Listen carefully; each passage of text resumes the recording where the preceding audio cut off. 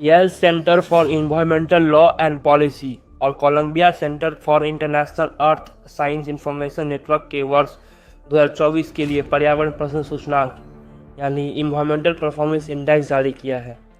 EPI की मुख्य विशेषता यह है कि एस्टोनिया वर्ष 1990 के स्तर से अपने ग्रीन हाउस गैस उत्सर्जन में 59% की कमी लाकर सूचकांक में सबसे ऊपर है।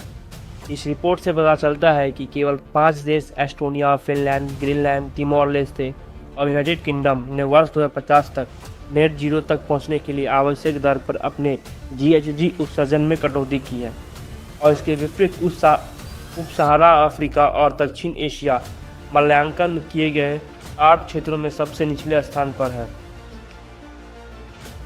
यूनाइटेड किंगडम ने के अलावा वर्ष 2022 में इन्वायरमेंटल परफॉर्मेंस इंडेक्स रिपोर्ट में पहचाने गए सभी देश वर्ष 2050 तक शुद्ध शून्य उत्सर्जन प्राप्त करने के ट्रैक पर है। या तो धीमी प्रगति देखी गई है, जैसा कि संयुक्त राज्य अमेरिका में है, या फिर उनका उत्सर्जन काफ़ी बढ़ रहा है, जैसा कि चीन, भारत और रूस में देखा गया है।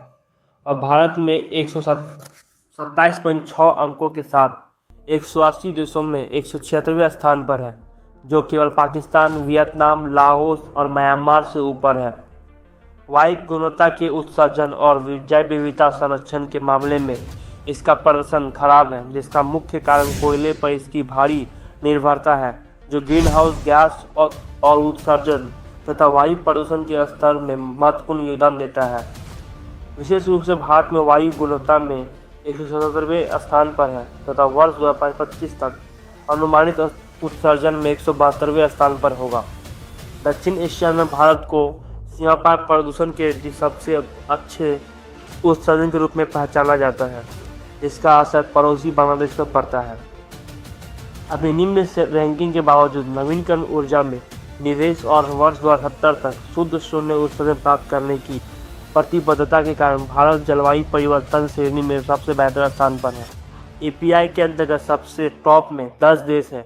इसमें से सबसे पहले Estonia, Luxembourg, Germany, Finland, United kingdom, Sweden, Norway, Australia, Switzerland, Denmark है।